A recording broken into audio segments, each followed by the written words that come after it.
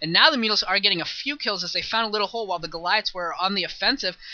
Looks like he's going to be able to pick off a few Goliaths here and doing some damage, going to delay the starports a little bit, which is very, very nice. We got more creep colonies being morphed in at his front. He's going to need to get those up and running if he's going to defend here, picking off some more SCVs as well. So nice play here from Action. And here comes FrOzen on the counterattack. Needs to micro these Goliaths nicely to take down these sunken colonies, and not like this, FrOzen. This is not how you micro. See, how you micro is you focus on one building. See how all the buildings are in red right now, both the sunken colonies? Yeah, you need to focus fire, and I think he could have actually done a lot more there. I don't think he could have broken it with those extra sunken colonies and the Mutas coming in to defend. I should have at least been able to kill at least one more sunken colony and lost maybe a couple less Goliaths. That was not pretty micro there by FrOzen.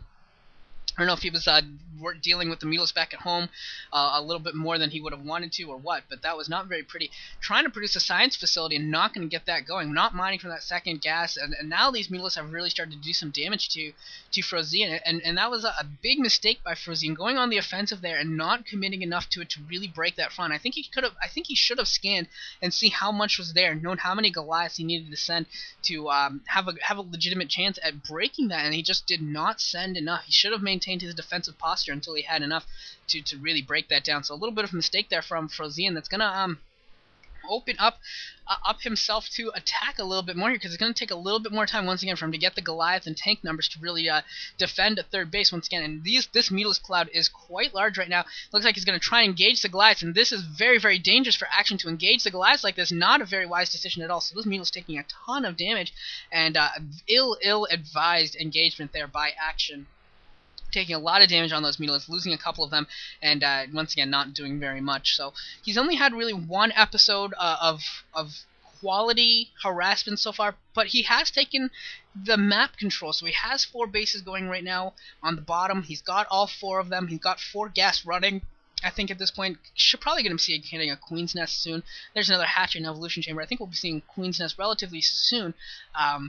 Just because he's going to need to get that hive tech, going to need to get to Ultralisk, Crackling, Swarms to really deal with this mechanized force. Maybe Guardians even could help, considering the number of Mutalisks that he's got. I think Guardians could be a viable viable opportunity here as well. But either way, he's going to need to get that hive tech, I think, and really start using all of his gas that he's piling up on something other than pure Mutalisk. FrOzen still waiting here on his 2 bases, getting his 3rd command center up right now. He's going to have to try to push out, going to have to try and take some air control getting that, and get that 3rd base up and running. This is why a lot of times when you go Goliaths, you also go Valkyries, is because the Valkyries, even though they're fragile, once you get to 2, 3, 4 of them, they can really push Mutalisks back, and by doing that, you can go and open up your 3rd base a little bit easier. And we're seeing the problems that FrOzen is having with the Goliaths. While he can play defensively on his 2 bases pretty easily, it's going to be hard for him to get to that 3rd base while at the same time keeping the great defensive formation that he's had for this entire game. And he's trying, but it's going to be a little while, I think, before he's still going to be able to get the 3rd base. I think it's going to be another minute or 2 before he can realistically take it. SCV going to the bottom right now, seeing that base at the bottom right. I think he's got to know that all 4 bases are taken. I'd be very shocked if he had not been scanning around and seeing all this. We do have a Hydralisk den coming up, as well as another hatchery, so we should be seeing a switch over to Hydralisk, which is definitely what you want to do. Hydra Muta in the mid-game is definitely a solid counter to a Goliath heavy force. It's a very common move used by pro gamers, so that'll work. And FrOzen has finally lifted off that command center. It looks like he's going to make a move to try and take his 3rd base now. He knows the Mutas are in the air. He's got a Vulture out and about, searching for them, spotting them, trying to make sure that he knows where they are at all times in order to defend. He's going to try and defend his engineering bay right now, maybe try and goad those Mutalisks in and then pick them off. But that is a pretty significant Mutalisk cloud, combined with a large Hydralisk force. He's got 4 or 5 hatcheries that can be used in the ground forces. He's got a bunch that he can use to try and defend, or to try and produce ground units. Unfortunately, the corner bases in the bottom right and bottom left, those hatcheries can really only be used for air units and overlords. Now, I don't think he can break down those gates, really, so they're a little bit landlocked in terms of, yeah, pretty much island expansions in terms of how Zerg players can use those hatcheries. They're great for mining, but they're very difficult to use for other things. And here comes a huge Mutalisk cloud coming in right into the main with +1 armor. Going to try and do a lot of damage here, and actually going to back right off. Interesting play here.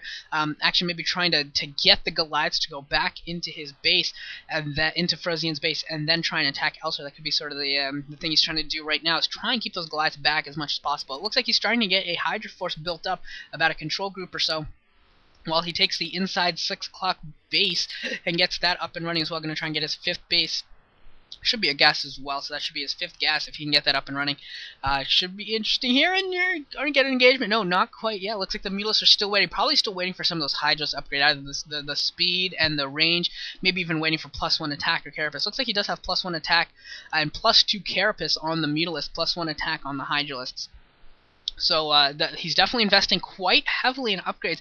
I think we're really going to be seeing a mid-game break attack here, and the Mutalisks coming here absolutely kicking butt on these turrets, absolutely laying waste to this mineral line and this entire defense at the natural expansion, doing a ton of damage. A ton of Goliaths are being forced to come back, as well as the science vessel.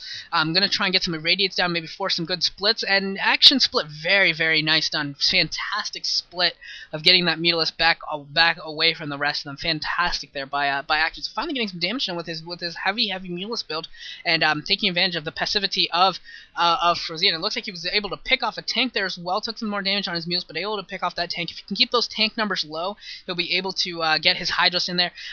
One thing to watch out for is those mines. How will Action deal with those mines? Does he have speed OVs? It doesn't look like it. How will he deal with them? Because those mines could be devastating. Here he goes as he enters the minefield. Looks like a couple of them going off, picking off a couple Hydras. Not too much yet, but more of them going off. And how many? Oh no, this could be bad. Oh man, more Hydras going down to mines. These mines doing a ton of damage, and the Mutalisks going in ahead. But no, this is not going to work well. The Hydras are attacking mines while the Mutalisks are into the Goliath cloud. This is going to be awful.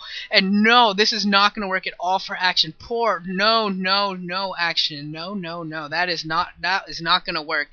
Action paying the price there because he did not have speed overlords to really clear away those mines easier, lost a bunch, and then those Hydras were wasting so many shots and time on the mines. The Mutalisks just went in too early, I would say, and we're almost dead by the time the Hydralisks even got there to do the damage. I mean, in that situation, the Mutalisks are mostly there just to take damage, while the Hydralisks are being the main damage dealers, and that is unfortunately, that did not work out well for Action at all. So he is taking a big back step in this game, definitely very, very far behind now in terms of his military situation. He does have the 5 bases, 5 gases going, so he does have that going for him. He does have a huge economy that he can try and use to his advantage, but a Terran mechanized force, once it starts getting developed, is so difficult to deal with, even when a Zerg player is in a good situation economically.